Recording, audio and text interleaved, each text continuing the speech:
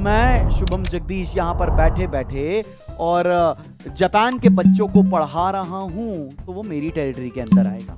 बात समझ में आ रही है? हमने अफगानिस्तान में जाकर अपनी मिलिट्री का एक बेस बना दिया, तो वो जो बेस है मिलिट्री का अफगानिस्तान में तो बना है, लेकिन वो किसकी टेरिटरी के अंदर आएगा? डोमेस्टिक टेरिटरी, हमारी भारत की टेरिटरी के अंदर आएगा। बात समझ में आ रही है? हमारी एम्बेसी अगर रशिया के अंदर है, सर आप रशिया का बहुत नाम लेते हो, क्या बात है, क्या बोलो यार, कंट्री बहुत अच्छी है, खूबसूरत है ना, क्या कर सकते हैं। तो जैसा कि हम शुरू करने जा रहे हैं एक टॉपिक, बेसिक कंसेप्ट्स हैं, तो बेसिक बेसिक बातें की जाएंगी, लेकिन बेसिक कंसेप्ट्स को बहुत डिटेल में पढ़ाने की जिम्मेदारी हमने ले रखी है। तो एक एक शब्द जो मैं यहां से पढ़ाऊंगा वो आंखों के रास्ते आपके दिल में तो उतरेगा ही उतरेगा।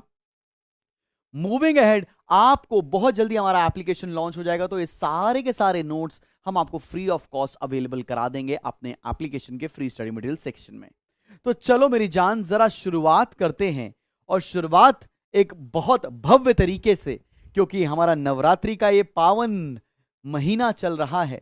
तो जैसे कि हम हर बार शुरू करते हैं कि यार कुछ भी शुभ शुरू करो तो भोलेनाथ की कृपा से शुरू करते हैं, तो एक बार हो जाता है फिर से कि नमः पार्वती पतय हर हर महादेव। आइए शुरू करते हैं। ये डोमेस्टिक टेरिटरी या जिसको इकोनॉमिक टेरिटरी कहते हैं वो होता क्या है। आज मैं तुमको एक ड्राइंग बनाकर दिखाने जा रहा हूं, और ये ड्राइंग इतनी खूबसूरत है माशाल्लाह, MF हुसैन में ही था, ठीक है ना भाई। ये एकदम बेहतरीन सी ड्राइंग है। ये हमारी कंट्री है अखंड भारत, यहां पर एक भौ कंट्री भी है, उसके बारे में क्या ही बात करें, भिखारी लोगों के बारे में बात करने से कोई मतलब तो निकलेगा नहीं। तो ये हमारी कंट्री है, तो ये हमारी कंट्री का जो एरिया देख रहे हो, ये सारा का सारा एरिया डोमेस्टिक टेरिटरी के अंदर आता है। डोमेस्टिक टेरिटरी बोले तो ये सारा ज्योग्राफिकल एरिया, मेरा वाटर का जितना डिफाइंड एरिया है वो, और साथ में मेरे एयरवेज, वो सब कुछ डोमेस्टिक टेरिटरी के अंदर आता है। लेकिन इकोनॉमिक टेरिटरी जब हमको पढ़ना होगा तो क्या पढ़ना है, आओ देखो। It is a very important concept, national income.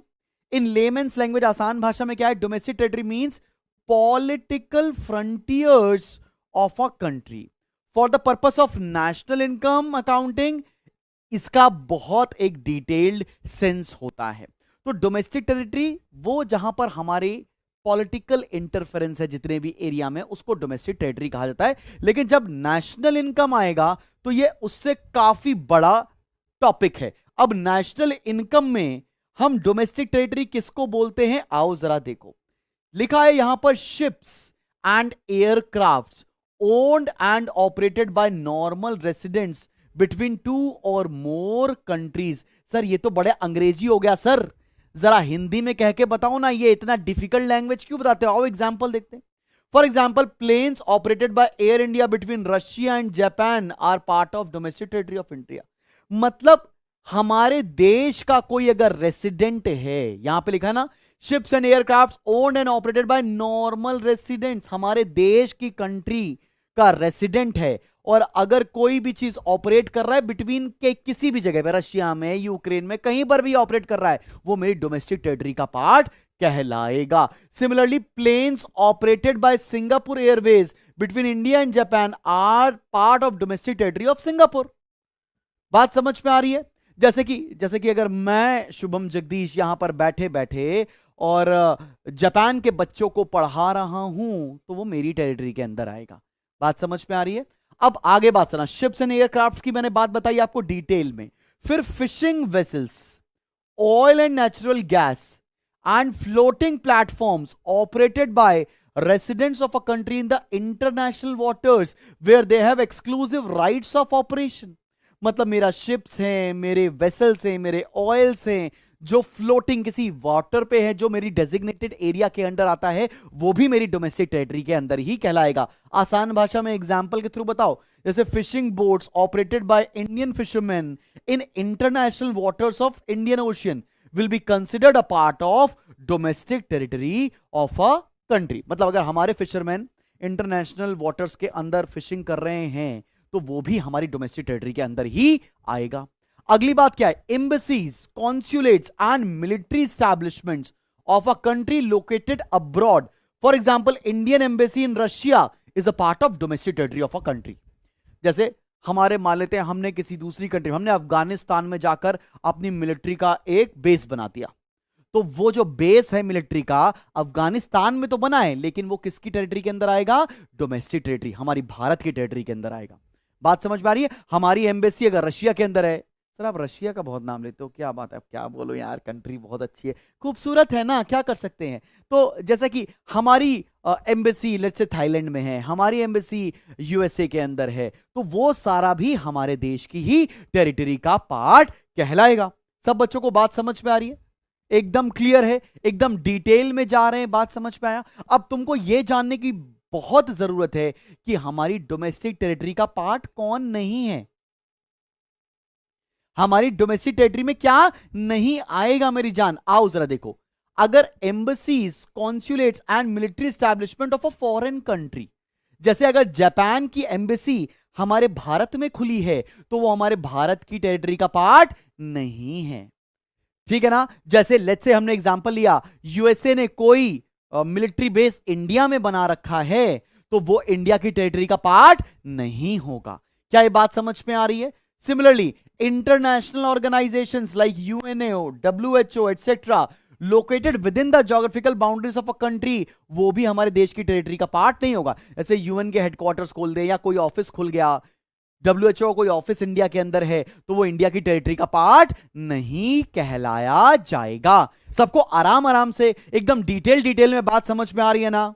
बहुत बढ़िया राशि बेटिया, आगे बढ़ते हैं। अकॉर्डिंग टू द, ये बड़ी इंपॉर्टेंट बात है, और ये इंपॉर्टेंट बात आपके सीयूटी इम्तिहान में भी आपको हेल्प कर सकती है। जैसे कि क्या? According to the United Nations, economic territory और domestic territory is a geographical territory administered by a government within which persons, goods and capital circulate freely। मतलब वो सारा ज्योग्राफिकल टेरिटरी का हिस्सा जो एक कोई कंट्री गवर्न करती है, उसको हम लोग उस पर्टिकुलर कंट्री की टेरिटरी मानते हैं, इकोनॉमिक टेरिटरी मानती है। ये डेफिनेशन देने वाला कौन है? United Nations. यूनाइटेड नेशंस क्या है सर? अरे एक ऑर्गेनाइजेशन है जो सिर्फ कुछ ही कंट्रीज के लिए काम करती है, बाकी कंट्रीज को बोलती है वॉर मत करो, ये मत करो, बाकी वॉर रुकवा नहीं पाती। चलो अब एक छोटा सा क्विज हो जाए, क्या बोलती हो राशि? हो जाए एक छोटा सा क्विज आपकी नजरों के सामने पेश कर रहे हैं।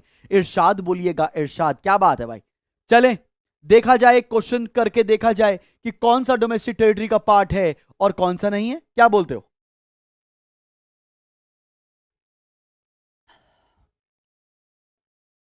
चलें देखा जाए भाई। जैसे कि मैंने लिखा, an Indian company in London, which of the following are covered under the domestic territory of India। कौन कौन सी डोमेस्टिक टेरिटरी ऑफ इंडिया के अंदर आएगी? मान लेते हैं हमारी ऑब्सेशन कंपनी है, हमारी ऑब्सेशन कंपनी लंदन के अंदर अपना ऑफिस खोल के बैठ जाए, तो वो डोमेस्टिक टेरिटरी का पार्ट है या वो डोमेस्टिक टेरिटरी का पार्ट नहीं है? आंसर है नो, वो हमारी डोमेस्टिक टेरिटरी का पार्ट नहीं है। वो कोई एम्बेसी नहीं है, वो कोई कॉन्सुलेट नहीं है, वो कोई मिलिट्री एस्टैब्लिशमेंट नहीं है, वो लंदन की टेरिटरी का पार्ट होगा। यहां पर हम रेसिडेंट नहीं पूछ रहे हैं, रेसिडेंशियल स्टेटस नहीं पूछ रहे हैं, हम ये पूछ रहे हैं कि वो डोमेस्टिक टेरिटरी का पार्ट है कि नहीं है। Rashi, is it clear to you? जितने भी बच्चे देख रहे हैं, is it clear to you?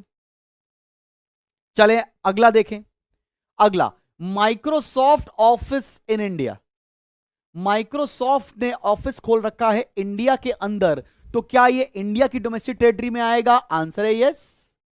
जैसे इंडिया का ऑफिस लंदन में लंदन की डोमेस्टिक टेरिटरी है, वैसे माइक्रोसॉफ्ट का ऑफिस हमारी कंट्री में स्टैब्लिश है, तो हमारी डोमेस्टिक टेरिटरी का हिस्सा होगा, क्योंकि ये एम्बेसी नहीं है, ये कॉन्सुलेट नहीं है, ये मिलिट्री स्टैब्लिशमेंट नहीं है। क्या बात समझ में आ रही है आप सभी को? एकदम क्लियर। तीसरा पार्ट आपको पढ़ के सुनाए। Company in India owned by a Japanese. क्या फर्क पड़ता है?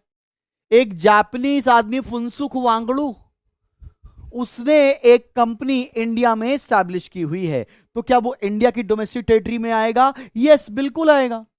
यार ऊपर और नीचे वाला पॉइंट सेम ही तो है, बुद्धू बनाने के लिए दिया है तुमको केवल।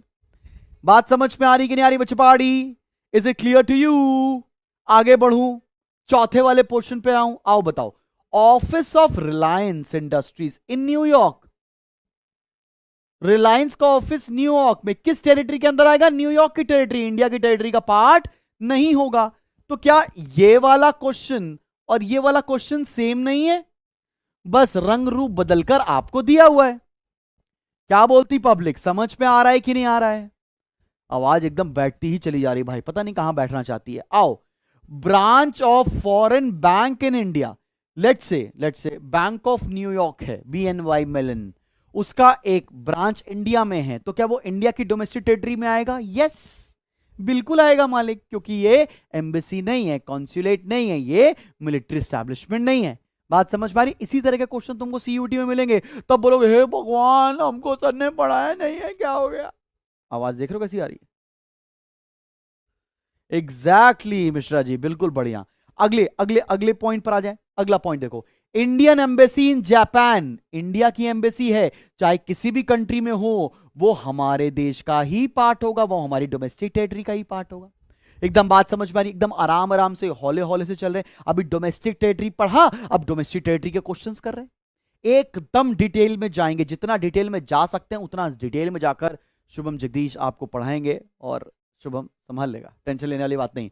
आगे, ब्रांच ऑफ, ब्रांच क्या होता है? अबे branch of city, state bank of India in China. जैसे ही स्टेट बैंक सुनते हो तुम्हारे दिमाग में क्या आता है? स्टेट बैंक सुन के सर हमको लगता है कि 2:30 बजे का लंच है और सर जी हमारे चाय बिस्किट खा रहे हैं, ठीक है ना? तो अगर स्टेट बैंक, अरे ये तो यही हो गया ना, रिलायंस इंडस्ट्रीज वाला ही केस हो गया। स्टेट बैंक है तो क्या हो गया? स्टेट बैंक का ऑफिस चाइना के अंदर है, तो इंडिया की टेरिटरी नहीं है, वो चाइना की टेरिटरी है। अगले क्वेश्चन पर आ जाए, रशियन एम्बेसी इन इंडिया। देख रहे हो कितना रशियन वाले क्वेश्चन डाल रखे हैं हम लोगों ने। Russian embassy in India, Russia की एम्बेसी है, मेरी कंट्री में है, लेकिन मेरी इंडिया का पार्ट नहीं है, वो रशिया की टेरिटरी के अंदर आएगा, तो ये भी आंसर नो हो जाएगा। Tata rented its building to Google in America. ओहो, ये देखो ना क्वेश्चन, टाटा की एक कोई बिल्डिंग है, कहां पे है? अमेरिका में है, उसने गूगल को दे रखी, तो वो हमारे देश का कोई पार्ट नहीं है, तो हमारे देश की टेरिटरी के अंदर नहीं आएगा। क्या ये बात तुमको आंखों के रास्ते दिल में उतर रही है कि नहीं? जल्दी से बताओ। क्या पहला टॉपिक डोमेस्टिक टेरिटरी क्या होता है समझ में आया? लैंड का हिस्सा, वाटरवेज का हिस्सा और एयर का हिस्सा, क्या क्या डोमेस्टिक टेरिटरी के अंदर आ सकता है, ये टॉपिक एकदम आंखों के रास्ते दिल में उतरा है कि नहीं? जल्दी से बताओ बच्चा। चलें आगे बढ़ा जाए, अगले कॉन्सेप्ट पर आते हैं। अगला कॉन्सेप्ट है नॉर्मल रेसिडेंट। क्या होता है सर? नॉर्मल मतलब क्या है? कुछ एबनॉर्मल भी होता है क्या? अरे नहीं भैया, एबनॉर्मल की बात नहीं हो रही। नॉर्मल रेसिडेंट का मतलब क्या है, इसको कहानी से सुनाऊंगा। मेरी बात सुनो, पहले यहां थोड़ी अंग्रेजी देख लेते हैं, क्योंकि अंग्रेजी पढ़ने में तो मजा आती है। आओ देखो, normal residents of a country refers to an individual और institution who ordinarily resides in the country and whose center of economic interest, ये बात बहुत इंपॉर्टेंट है, also lies in that country. Normal residents include both individuals and institutions.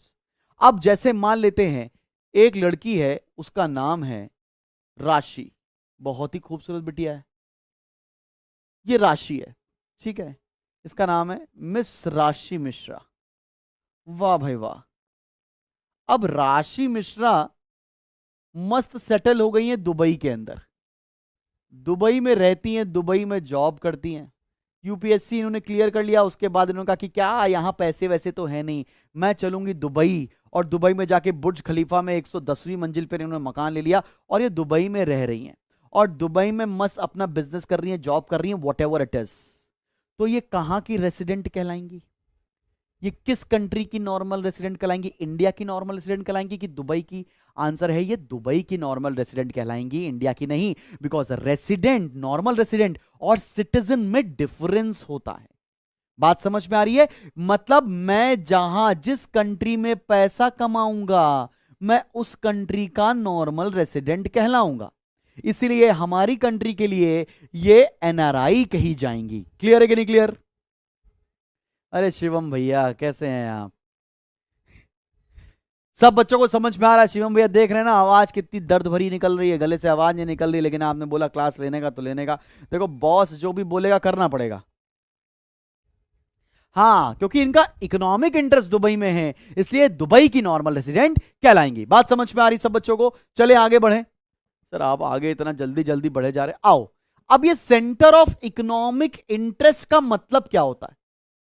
Centre of economic interest है क्या? किसे कहते हैं? किस चिड़िया का नाम है? आओ बताते हैं।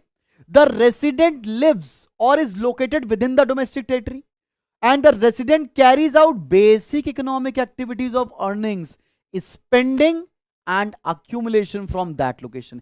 या तो वो आदमी किसी डोमेस्टिक टेरिटरी के अंदर रह रहा हो या उस कंट्री में कुछ कमा खा रहा हो, ये दोनों के दोनों पॉइंट आएंगे इकोनॉमिक इंटरेस्ट के अंदर। तो इकोनॉमिक इंटरेस्ट राशि के केस में क्या हुआ?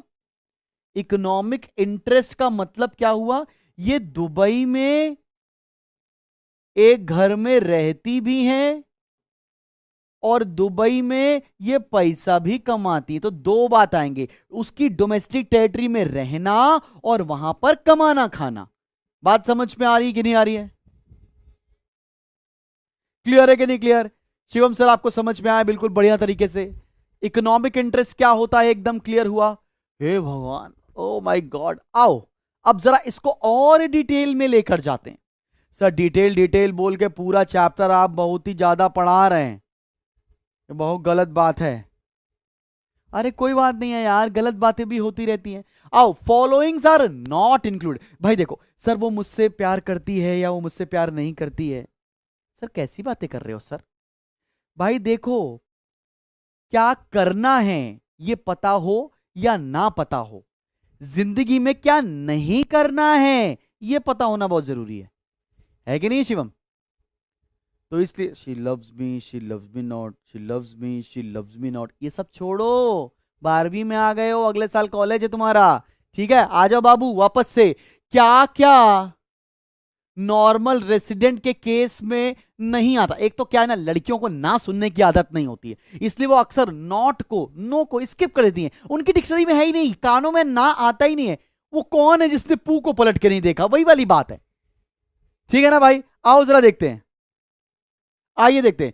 Foreign tourist and visitor who visit a country for recreation, holidays, medical treatment, study, sports, conference etcetera, वो नॉर्मल रेसिडेंट के केस में नहीं आएंगे। जैसे कि क्या, मान लेते हैं बहुत सारी रशिया से दोस्तों को बुलाया है हमारे शिवम ने, वो घूमने के लिए आए हैं, शिवम से मिलने के लिए आए हैं दोस्त उसके, तो क्या वो हमारे देश के नॉर्मल रेसिडेंट कहलाएंगे? नहीं। ना कि कोई टूरिस्ट या हॉलीडे पे आने वाला, मेडिकल ट्रीटमेंट पर, स्टडीज पर, स्पोर्ट्स पर या कॉन्फ्रेंसेस पर आने वाले लोग नॉर्मल रेसिडेंट उस कंट्री के नहीं कहलाएंगे। बात समझ में आ रही कि नहीं आ रही?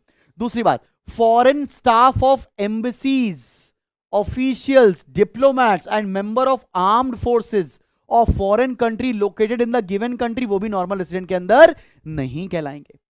कि एम्बेसी के अंदर जितने लोग काम कर रहे हैं, बात समझ में आ रहा है? कुछ डिप्लोमैट्स आए हैं दूसरी कंट्री के, या कोई मिलिट्री पर्सनल आया है, वो हमारे देश का रेसिडेंट नहीं कहलाएगा, इवन दो वो हमारे देश में रह रहा है तो भी। बात समझ में आई? क्या बात है रोब्लॉक्स भाई, इतना मुश्किल नाम रख लो, बोल ही नहीं पा रहे। इंटरनेशनल ऑर्गेनाइजेशन जैसे WNO बोल दिया भाई मैंने, UNO, WHO etc. are not considered as normal residents of a country in which they operate. They are treated as normal residents of international area। कई बार ये बात पूछी जाएगी कि ये जो UNO है, ये WHO, ये कहां के नॉर्मल रेसिडेंट होते हैं? ये इंटरनेशनल एरिया के नॉर्मल रेसिडेंट होते हैं। क्या बात समझ में आ रही है? आगे बढ़े। Employees of international organisations are considered as residents of the countries to which they belong and not to the international area. For example, क्या कहना क्या चाहते हैं? An American working in UNO office located in India will be treated as normal resident of America। America obviously. बात समझ में आ रही है? मतलब कोई अमेरिका नेशनल है, वो यूएनओ में काम कर रहा है, जिसका ऑफिस दिल्ली के अंदर है, तो वो इंडिया का रेसिडेंट ना कहला के कहां का रेसिडेंट कहलाएगा? वो अमेरिका का ही रेसिडेंट कहलाएगा, बिकॉज वो इंटरनेशनल ऑर्गेनाइजेशन के अंदर काम कर रहा है। बात समझ में आई? एकदम आंखों के रास्ते दिल में उतर रही कि नहीं उतर रही है बात? आगे बढ़ो।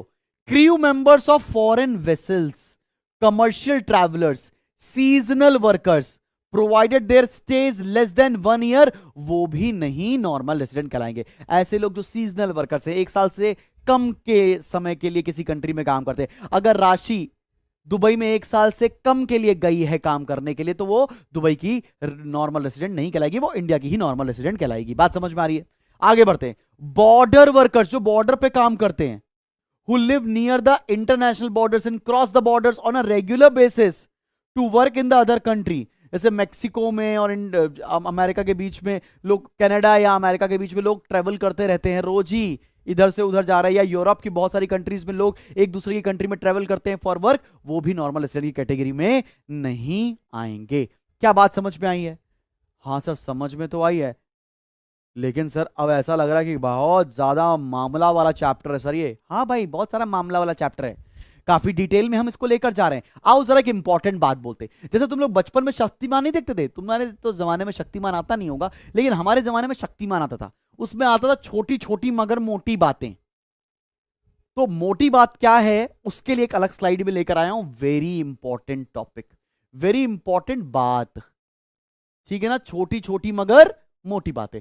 If the employees are working for more than 1 year in such international institution, then they become the normal resident of a country in which such institutions are located. कहना क्या चाहते हैं? It means in the given example, if American is working in the UNO office in India for more than 1 year, then he will be treated as normal resident of India. ये बात बड़ी important है। अगर America का आदमी किसी international organisation जैसे UNO में काम करता है, और यूएनओ का ऑफिस हमारे देश के अंदर है, लेकिन वो काम करता है 1 साल से ज्यादा पीरियड के लिए, तो वो हमारे देश का नॉर्मल रेसिडेंट ट्रीट किया जाएगा। ऐसा क्वेश्चन अक्सर आपको एमसीक्यूज में, केस स्टडीज में, कॉम्पिटेंसी फोकस में, हॉट्स की कैटेगरी में पूछा जा सकता है। क्या बात समझ में आ रही है सभी को? यस यस, इंडिया नेपाल में होता है राशि ऐसा। क्या बात समझ में आ रही सभी लोग को? वेरी इंपॉर्टेंट बात मैंने आपको बताई है। आओ जरा फिर एमसीक्यू खेलने का बारी आ चुकी है। आओ एमसीक्यू खेल लेते हैं भाई। अब कौन सा नॉर्मल रेसिडेंट है, कौन सा नॉर्मल रेसिडेंट नहीं है, आओ जरा देखते हैं, देखा जाए। क्या कहती है आम जनता, देखा जाए? अरे बोलो ना भाई, देखा जाए कि नहीं? शुरू करें शुरू करें शुरू करें, आओ जरा देखते हैं। जैसे लिखा है, Indian officials working in the Indian embassy in USA, वो इंडिया के नॉर्मल रेसिडेंट कहलाएंगे या नहीं कहलाएंगे? इंडिया के रेसिडेंट है, इंडिया का आदमी है, इंडियन एम्बेसी में काम कर रहा है, वो इंडिया का ही नॉर्मल रेसिडेंट कहलाएगा। तो इससे यस, ये नॉर्मल रेसिडेंट ऑफ इंडिया की कैटेगरी में आएगा। क्या बात समझ में आ रही है? सबको क्लियर है? Yes exactly. अगला, a Japanese tourist who stays in India for 2 months, tourist पर कोई आया है, जापानीज बंदा आया है, क्या वो इंडिया का रेसिडेंट कहलाएगा, नॉर्मल रेसिडेंट? नहीं भाई, नो। वो कहां का है? वो टूरिस्ट है, वो जापान का ही रेसिडेंट कहलाएगा। Indians going to Pakistan for watching the cricket match, ये भी टूरिस्ट हैं, ये भी इंडिया के ही नॉर्मल रेसिडेंट कहलाएंगे, पाकिस्तान के नहीं। तो ये इंडिया के टूरिस्ट हैं, आंसर है यस।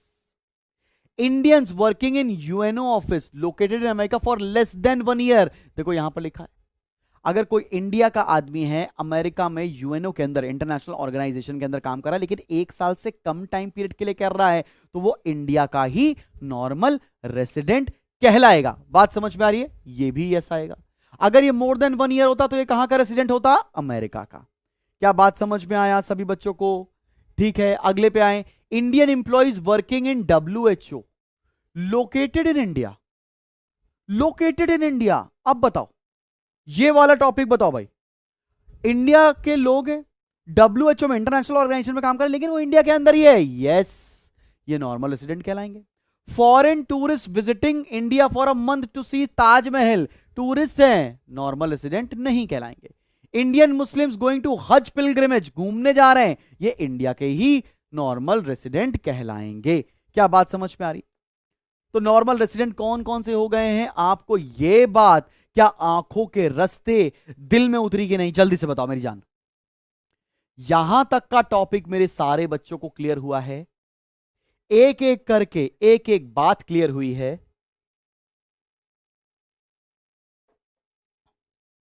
डोमेस्टिक टेरिटरी क्या होती है, नॉर्मल रेसिडेंट क्या होता है, क्या ये दोनों बातें आपको समझ में आई हैं? क्या हम इसके आगे बढ़ सकते हैं? चलो इसके आगे बढ़ते हैं बेटा। अब हम बात करते हैं सिटीजनशिप क्या है और रेसिडेंट किसे कहते हैं। सिटीजनशिप एंड रेसिडेंटशिप के बारे में हम बात कर रहे हैं। पहले हम बात करते हैं सिटीजनशिप क्या है। सिटीजनशिप ना किसी को भी मिलती है अगर वो किसी एक पर्टिकुलर कंट्री में पैदा हुआ होता है या उस कंट्री ने उस आदमी को लीगली सिटीजनशिप ऑफर की होती है। जैसे आओ देखते हैं, citizenship is basically a legal concept. ये इकोनॉमिकल कॉन्सेप्ट नहीं है, इकोनॉमिक इंटरेस्ट के बेसिस पर नहीं है।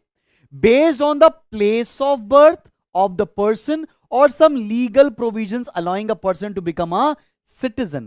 It means Indian citizenship कैसे आ सकती है? Indian citizenship can arise in two ways. कैसे हम दे सकते हैं इंडिया की सिटीजनशिप? अगर कोई आदमी या कोई बच्चा इंडिया में बॉर्न हुआ होता है तो वो ऑटोमेटिकली भारत का सिटीजन कहलाएगा, या कोई ऐसा citizen, a person born outside India applies for citizenship and Indian law allows him to become Indian citizen. कि भाई कोई ऐसा इंसान जो इंडिया के बाहर पैदा हुआ है, उसने इंडिया की सिटीजनशिप के लिए अप्लाई किया और इंडिया की गवर्नमेंट ने उसको लीगली सिटीजनशिप दे दी, तभी वो भारत का सिटीजन कहलाएगा। अगर राशि दुबई में जाकर दुबई में काम कर रही है तो दुबई की नॉर्मल रेसिडेंट तो कहलाएगी, लेकिन दुबई की सिटीजन नहीं कहलाएगी। तो सिटीजनशिप कैसे मिलती है? अगर आप उस किसी कंट्री में पैदा हुए हैं या लीगली आपको उस कंट्री ने आपको सिटीजनशिप ऑफर की है। क्या बात समझ में आई? सब बच्चों को क्लियर है कि नहीं क्लियर है? आओ देखते हैं। अब ये रेसिडेंटशिप क्या है इसको भी समझ लेते हैं।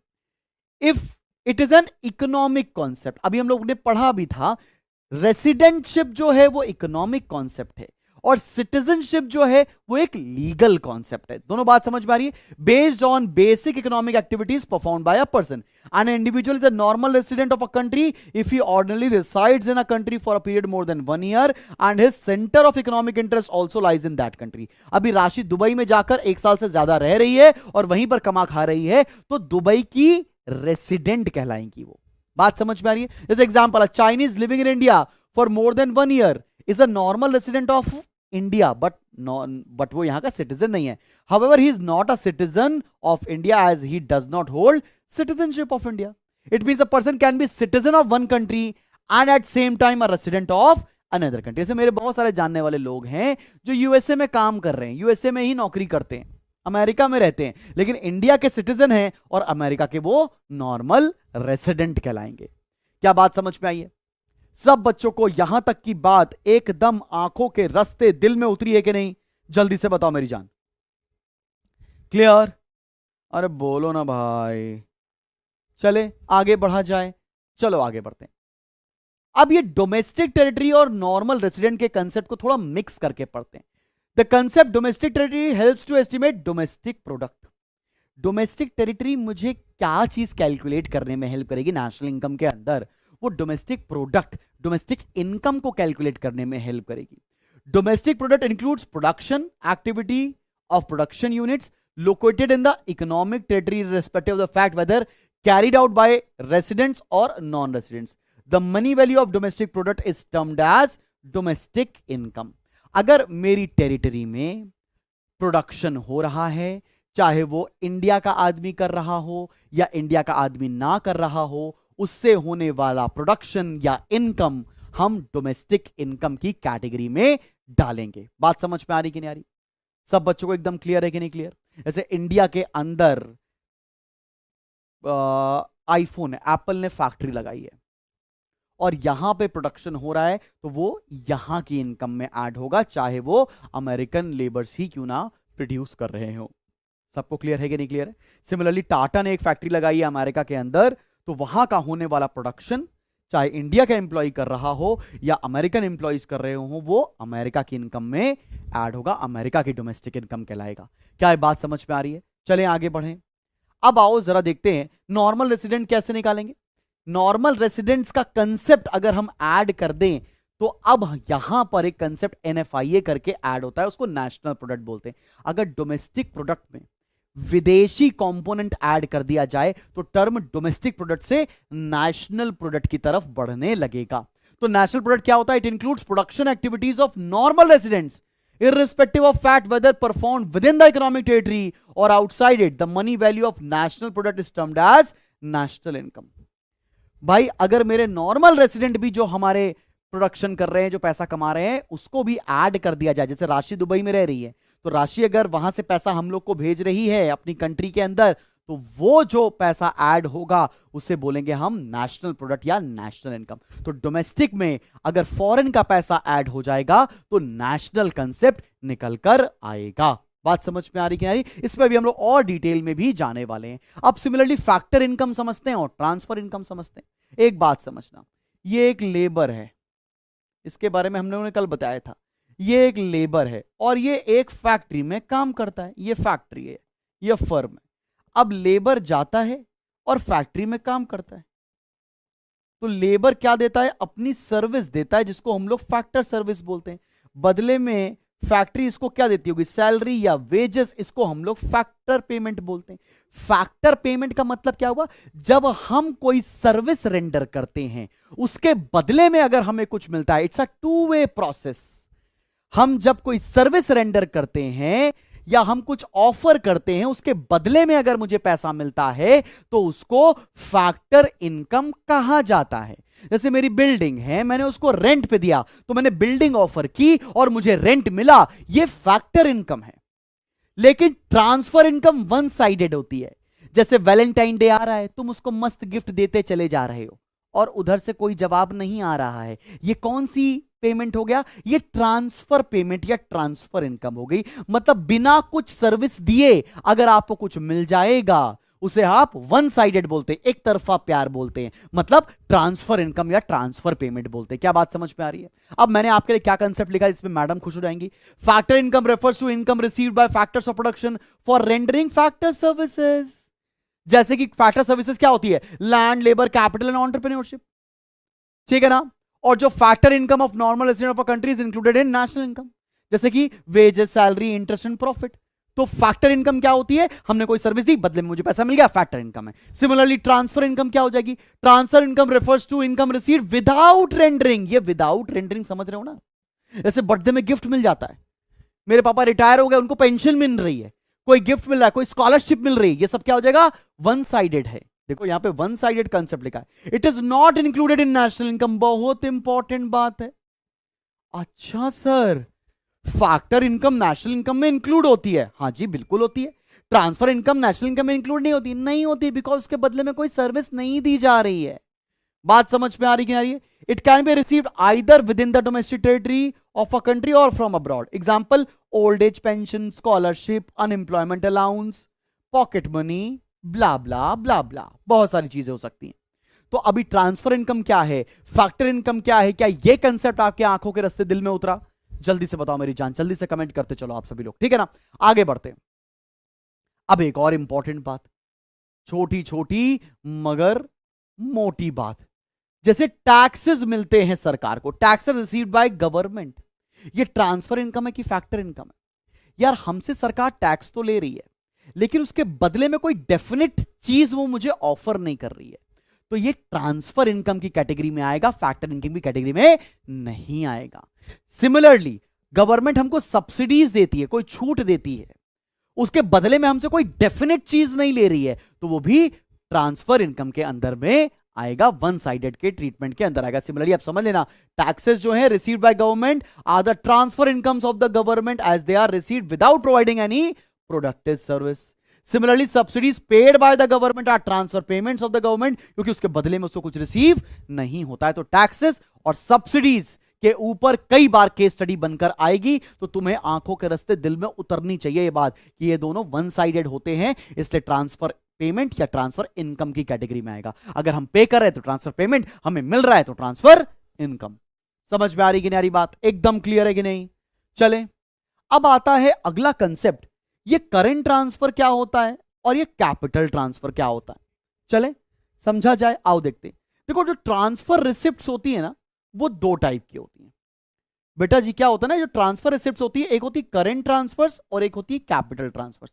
अब करंट ट्रांसफर क्या है, कैपिटल ट्रांसफर क्या है, आओ देखते हैं। Current transfers are made out of income, whereas capital transfers are made out of wealth of the pair। अब इनकम और वेल्थ दो अलग अलग चीजें। इनकम हमेशा करंट होती है और वेल्थ हमेशा अक्यूमुलेटेड होती है। तो current transfers are generally regular in nature, whereas capital transfers are irregular. मतलब करंट ट्रांसफर्स रेकरिंग होगा और कैपिटल नॉन रेकरिंग होगा। Current transfers are meant for consumption purpose, whereas capital transfers are meant for capital formation. जैसे तुम्हारे दादाजी तुम्हारे एक दिन बर्थडे पे बोलते हैं कि बेटा अब मैं बुढ़ा हो चुका हूं, मेरे जीवन का भी कोई ठिकाना नहीं रहा, तो मैं आज तुमको जाते जाते एक बात बताता हूं। ये जो कानपुर रोड जा रही है ना, इस हाईवे के ऊपर हमारे लोग की 1 लाख स्क्वायर फीट जमीन है और वो मैं तुम्हें देकर जाना चाहता हूं। कुछ ज्यादा नहीं है, 400-500 करोड़ रुपए की जमीन है। तो वो तुमको दादाजी देकर चले गए, तो ये करंट ट्रांसफर है या कैपिटल? तुम्हें कंजम्पशन नहीं, तुम्हारी उनके से पैसा आया, उनसे जमीन आई, तुम्हारी वेल्थ बढ़ी, कैपिटल ट्रांसफर है। तुम्हारे पापा तुमको कुछ कंजम्पशन एक्टिविटी के लिए दे रहे हैं, वो करंट ट्रांसफर्स है। एग्जांपल करंट ट्रांसफर्स क्या होगा, old age pension, gifts, unemployment allowance. Capital transfer क्या होगा, investment grant, capital gain tax, war damages, या दादाजी ने कोई प्रॉपर्टी दे दी।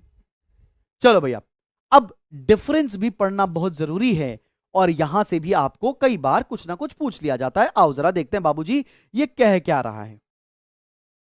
फैक्टर इनकम और ट्रांसफर इनकम के बीच में मैंने वैसे सारी बातें बता दी हैं, डिफरेंस तुम्हें देखना चाहिए वैसे तो, लेकिन एक बार एक थॉरो रीडिंग देख लेते हैं। It refers to income received by factors of production by rendering factor service. मतलब सर्विस रेंडर करेंगे या कुछ प्रोवाइड करेंगे, उसके बदले में पैसा मिलेगा। यहां पर विदाउट रेंडरिंग एनी सर्विस आपको पैसा मिलता है।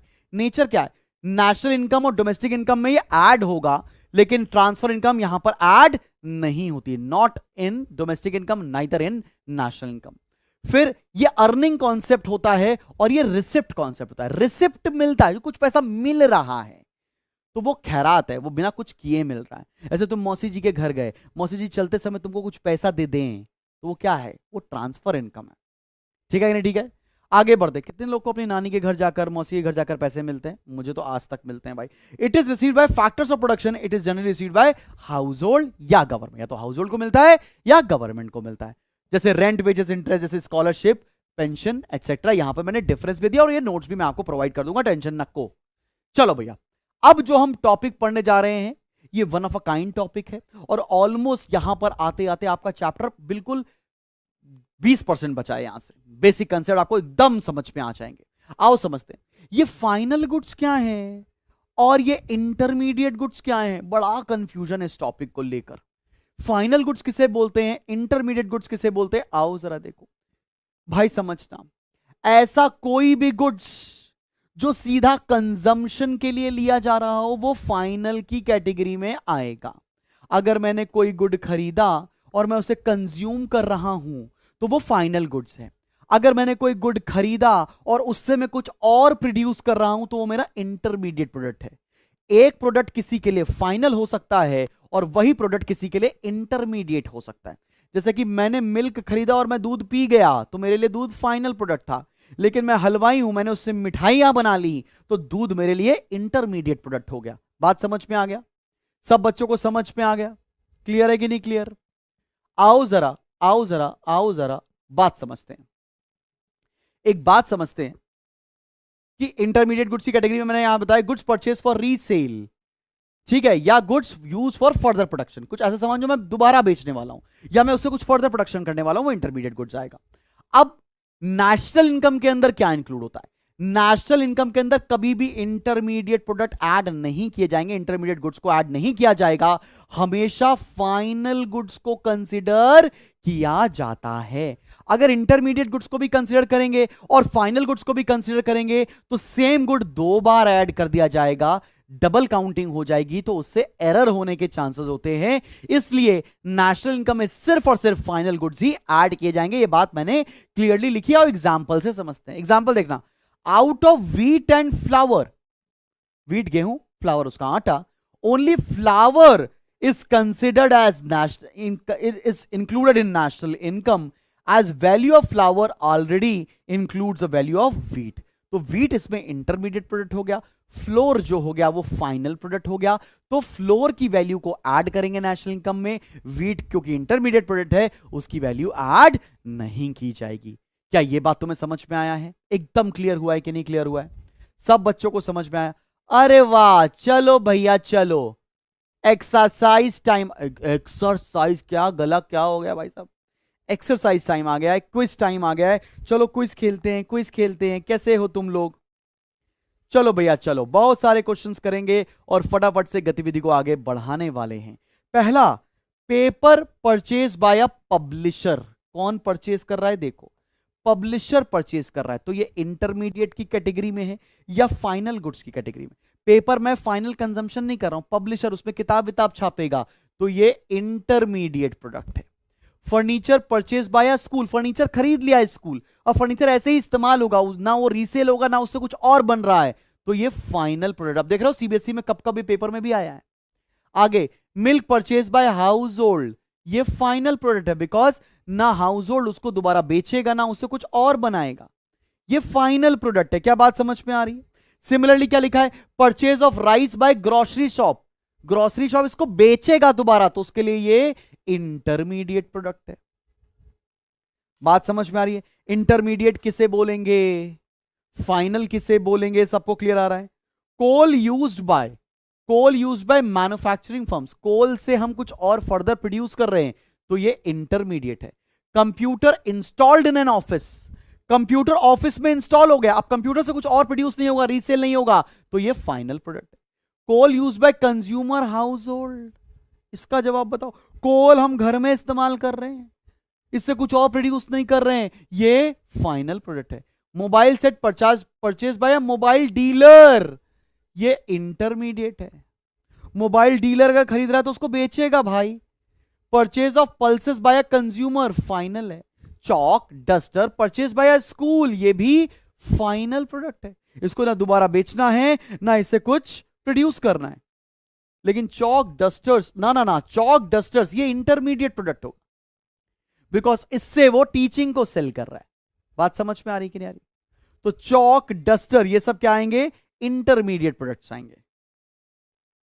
आगे बढ़े, सब बच्चों को समझ में आ रहा है? वेरी गुड राशि। चलो, फर्टिलाइजर्स यूज बाय फार्मर्स, अब ये पॉइंट बताओ तुम्हें मजा आ जाएगा। फर्टिलाइजर इस्तेमाल करते हैं क्रॉप्स ग्रो करने के लिए, इंटरमीडिएट है।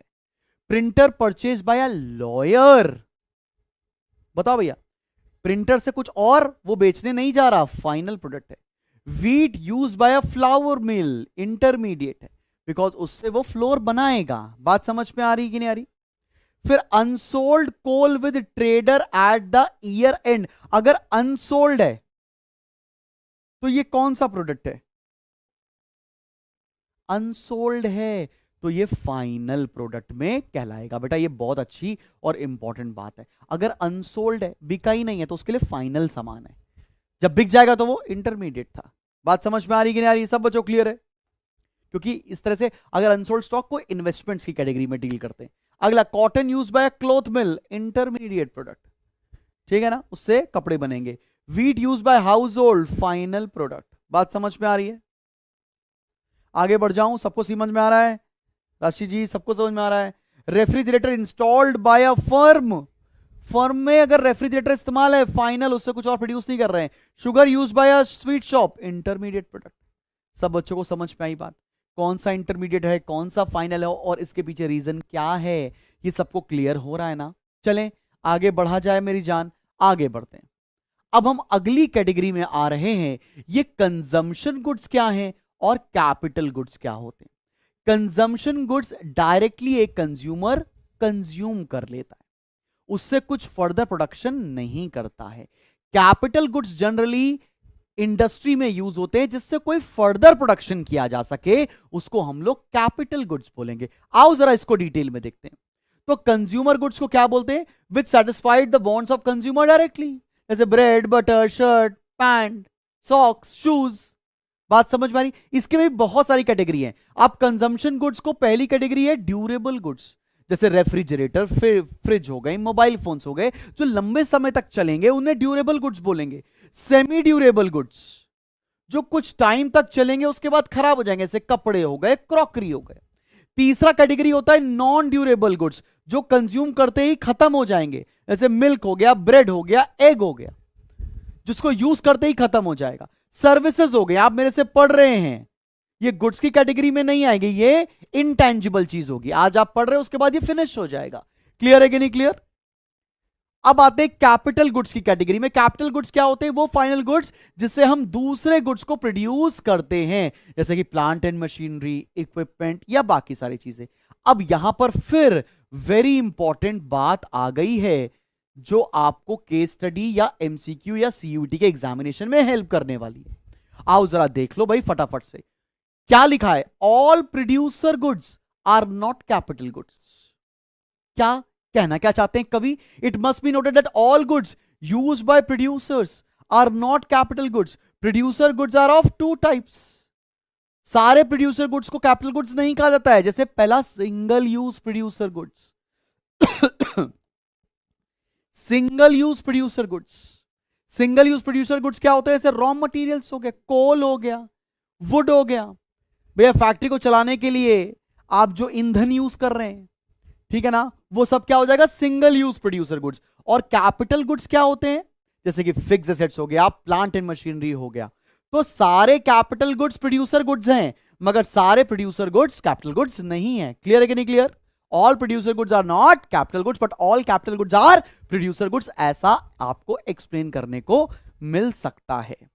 अब लास्ट टॉपिक पे बढ़ रहे हैं, which is known as the conversion topic, और ये पढ़ेंगे, इसके बाद पूर्ण विराम लगाएंगे और ये चैप्टर भी हमारा खत्म हो जाएगा। आओ जरा देखते हैं बच्चा कन्वर्जन क्या होता है। अगर कभी भी आपको कोई भी टॉपिक ग्रॉस में दे रखा हो, ग्रॉस का मतलब होता है टोटल। जैसे मैंने प्रोडक्शन किया, मैंने 100 ताले बनाए, 2 ताले खराब हो गए, तो मेरे पास नेट कितने ताले बचे? तो जब भी कोई ग्रॉस का फिगर दिया हो और आपको नेट निकालना हो, फाइनल एक्चुअल निकालना हो, तो इसमें से माइनस करते हैं हम लोग डेप्रिसिएशन। सिमिलरली नेट से कभी ग्रॉस में जाना हो तो हम प्लस करते हैं डेप्रिसिएशन। बात समझ में आ रही है? अब बेटा पता है तुमको, डेप्रिसिएशन के 2 नाम होते हैं। एक नाम होता है कंजम्पशन ऑफ फिक्स्ड कैपिटल। क्या होता है? Consumption of fixed capital. और दूसरा होता है करंट रिप्लेसमेंट कॉस्ट। ये दोनों अगर कहीं लिखे हों तो ये समझ जाना कि डेप्रिसिएशन के बारे में ही बात हो रही है। तो पहला कन्वर्जन समझ में आया। कभी भी अगर कोई फिगर आपको ग्रॉस में दे रखा हो और आपको नेट निकालना हो, तो आप कैसे निकालोगे? ग्रॉस से नेट निकालने के लिए आप डेप्रिसिएशन को माइनस कर देंगे, सिमिलरली नेट से ग्रॉस जाने के लिए डेप्रिसिएशन को ऐड कर देंगे। अगला देखो, अगला भैया आओ समझते हैं। सेकंड, अगर आपको कभी भी कोई भी चीज फैक्टर कॉस्ट पर दे रखी है, फैक्टर कॉस्ट आसान भाषा में cost of producing an article, जितना पैसा सामान को बनाने में लग रहा है, और आपको निकालनी हो मार्केट प्राइस। अगर फैक्टर कॉस्ट दे रखा है और आपको मार्केट प्राइस के बारे में पता लगाना है, तब आपको ऐड करना पड़ेगा एनआईटी। मेरी जान, ये एनआईटी क्या होता है? एनआईटी होता है नेट इनडायरेक्ट टैक्स। क्या होता है? Net indirect tax. और नेट इनडायरेक्ट टैक्स कैसे निकालते हैं? इनडायरेक्ट टैक्स जैसे कि जीएसटी होता है, माइनस इसमें से सब्सिडीज कर दो। क्लियर है कि नहीं क्लियर? सब बच्चों को बात समझ में आई? सिमिलरली अगर मार्केट प्राइस से फैक्टर कॉस्ट निकालना हो तो अबे माइनस करना पड़ेगा एनआईटी। एनआईटी क्या है सबको क्लियर हो गया? कन्वर्जन क्या है सबको क्लियर हुआ? तीसरी बात, अगर कभी भी कोई भी फिगर आपको डोमेस्टिक दे रखी हो और अगर आपको कोई भी फिगर का नेशनल चीज निकालनी हो, तो इसमें ऐड किया जाता है एनएफआईए। ये एनएफआईए क्या होता है? Net factor income from abroad, मतलब विदेश से आने वाला पैसा। Net factor income from abroad निकालते कैसे हैं? Factor income from abroad minus factor income to abroad. विदेश से आने वाला पैसा ऐड और यहां से विदेश जाने वाला पैसा माइनस। इसको कई बार हम ऐसे भी लिख सकते हैं, फीफा माइनस फीटा। ठीक है ना? सिमिलरली नेशनल से अगर कभी डोमेस्टिक निकालना होगा तो आपको करना पड़ेगा माइनस एनएफआईए। बस इतनी सी बात है, मुझे तुमसे प्यार है। क्लियर? यहां तक पढ़ के रखिए। अब इसके बाद हमारा अगला वीडियो आपके लिए कल आ रहा होगा। हर दिन में हम लोग एक चैप्टर ऑलमोस्ट कंप्लीट कर रहे हैं।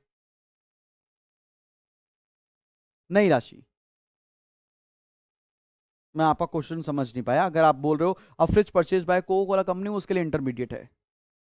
अब कल हम लोग national income and related aggregates, जो कि हमारा चैप्टर नंबर 3 है, वो शुरू करने जा रहे हैं। So this is it from the entire chapter. मिलते हैं बहुत जल्दी आपके साथ एक नेक्स्ट वीडियो में। Till then keep smiling and keep learning. Wish you luck. This is me Shubham Jagdish signing of.